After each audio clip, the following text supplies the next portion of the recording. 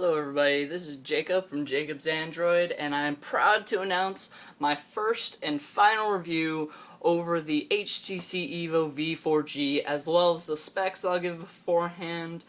But this is really just an amazing phone. I love everything about it except for a few details, which I will get into right after this. Alright, so my first thing is, let's do the overall outer appearance of it. First, I got the plum colored one, which you can obviously, there's no red around it. Same thing, there's no red or anything around it at all, which there are two different colors, plum and black. Black one, you get black this with the red thing right there, that's it. Now we have on the front a 4.3-inch touchscreen display, which works amazing, especially for a prepaid phone.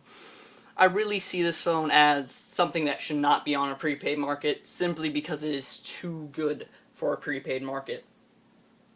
Now, we also have the pre-designed home menu, back, and search key on it, which they're kind of iffy whenever you're just holding it in your hands, but they do work beautifully. Now, we have a 1730 milliamp battery, which Virgin Mobile says that you have 6 hours of talk time on it. I see more like 3 hours of talk time on it, because it's not really meant for only talking. It's meant for playing games and videos and streaming and all this other stuff. So really you only get 3 hours out of it, which is bad. So keep it on the charger as much as possible. That's one of my nitpicks about it that I don't like. Now you start off with a 8GB SD card in the back, which you have to take out the battery in order to get access to, but you can switch it up to a 62GB, which you can buy that at any retail store. And let's pop this back in, and you'll notice that the power on, whenever you power it up, it's amazingly fast. Okay, power key, hopefully I actually pushed it. Nope, guess not. Oh, there we go.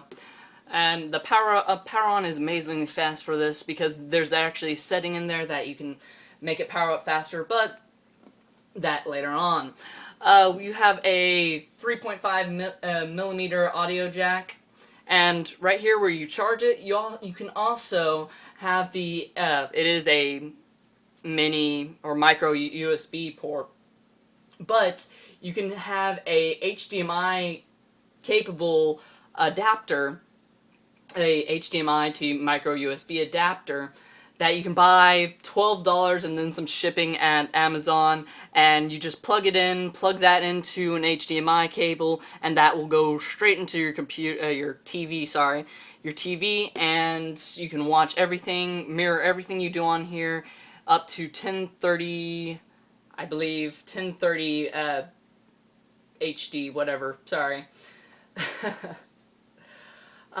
You can also hook it up to a 3D TV, same method, and actually get 3D playback. Say if you record a 3D video or take 3D pictures, you can actually have it play back on it, which is an amazing little tidbit add-on there.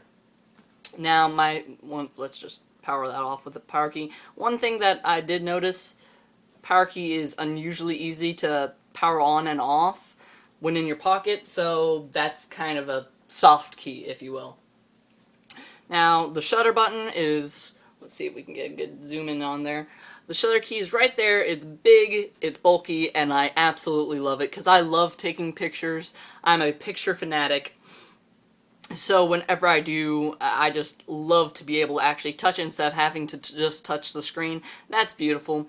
And you also have the 2D, 3D switch, which, just like that, flip, done, flip, done, flip, done. That's all you need, and you have from 2D to 3D switching, which is amazing. Now, the back camera, both of them, woo! They are a 5 megapixel that takes 720p, sorry, from my old video, I messed up there, 720p HD video and 3D imaging. And the front one right there takes 1.3 megapixel front-facing cameras. You can also Skype with it, which unlike other phones, other prepaid phones, it's actually pretty good to use. I haven't had a problem with it as long as I'm hooked up to Wi-Fi. Now, let me get into the bad parts about it later, but on the back as well, you have the dual LED lights, which you can get an app to turn into flashlight, which this is the one phone that I love the most, because out of all the phones that I've seen, I've never seen anything that's brighter than this. The two LED lights for a phone, whenever you take a picture or you use it as a flashlight, it's amazing. You will not get lost with this thing. Now let's actually get into the specs of the phone. You have an HTC Sense 3.6, not 4, 3.6, which it is beautiful to have. It makes everything more flashy and all around cooler, if you will. And now the Android 4 ice cream sandwich is on there too, which really just makes the processing speed, it helps all that, makes everything run smoother, more smooth, whichever way you want to say that. You have Sprint's 4G networks, but just let's leave it at that for now. You get Sprint's 4G network, which if you turn on you have to go in and turn it on, turn it off. It's not complicated at all. It's just annoying. I wish it was easier to access like these right here, except it would just automatically start whenever you come into a 4G area. But whatever. Now, one of my favorite things about this phone is, yes, it does get Wi-Fi, but it can also send out a Wi-Fi hotspot for $15 added on to your monthly bill. No matter what your bill is, add $15 to it, you can get it. Well, by signing up to that plan. And instead of, say, you have the 2.5 gigabytes of data, the $35 a month plan, it'll be bumped up to 3.5. It'll add 1 to it. That's pretty much it. But it does give you more data to use, so if you do already use your phone as a mobile hotspot illegally, aka rooting your phone or anything like that, you can just get this phone and switch it over to that to where you can get it. It's legal and you get more data for it. Now it has Bluetooth version 2.2.17, which I don't really care about. No one ever really does care about it. It's just Bluetooth. Woo! Alright, you also have a 1.2 gigahertz dual-core processor, which makes this the fastest phone I've had in my hand in a very long time. Yes, I do have an iPhone, but it's not nearly as unique as this phone. It has really just changed my entire ideas over smartphones, and being in a contract or not, I'm actually deciding whether or not I want to be in one, just for this type of phone. One processor handles the background information, like the widgets right there, or the apps that are running in the background. And another one is actually handling what I'm doing right now. It's handling all the apps that I currently touch. That one, it's running that one by itself, nothing else. Which makes this just overall more fast, which I love it. Now down to my actual review. Let's start off with gaming. Everybody's favorite game, Temple Run. Now, ever since I got the phone, I've had Temple Run because I love this game. And I played it on my girlfriend's phone, I played it on my phone, which hers is the Thunderbolt, same by HTC, but it's very different. This one is, it's better than the Thunderbolt altogether. I like to cheat a little bit by hitting the boost, but it's been so fun. I've played this for hours. I've got 10 billion times better, and I got thousands of points.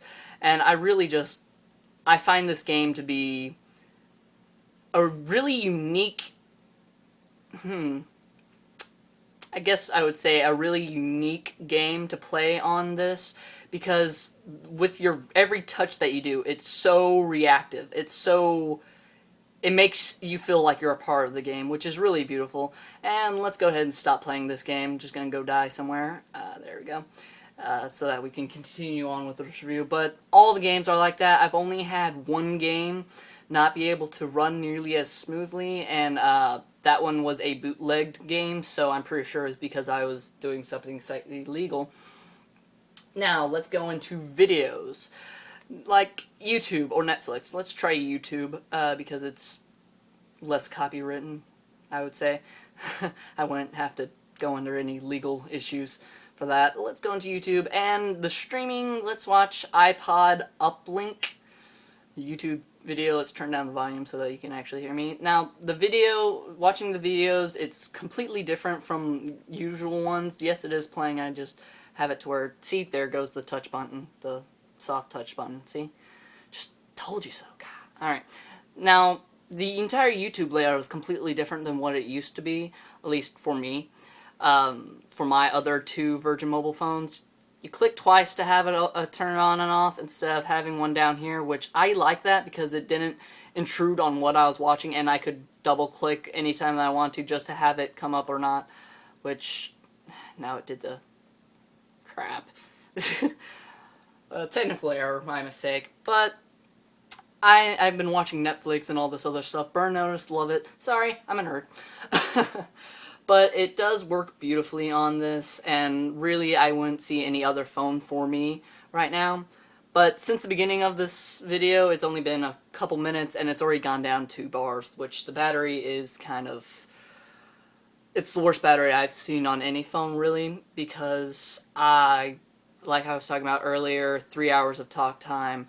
I could play a game on this for 10 minutes and have it drop down 10%, which that's ridiculous. That I do not accept that as an acceptable thing. But since how good this phone is, I might make an exception. I might switch over to the iPhone version of it. Use my iPhone. Just get it on Virgin Mobile. I don't know. Maybe, maybe not. Now the speed. The speed is, well, I already slightly talked about that with gaming. It is super fast. It's unbelievably amazing. Let's go into that. Come on. There we go.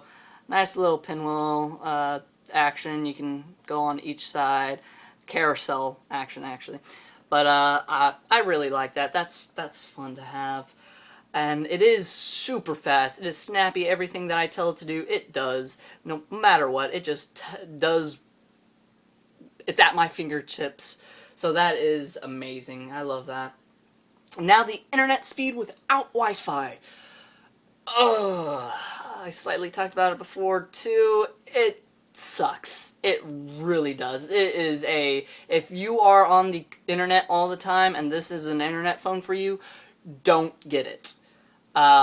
Wait for the iPhone, because really it's just bombs with internet. Even whenever I was in 4G, it would still kind of be glitchy, it would be slow.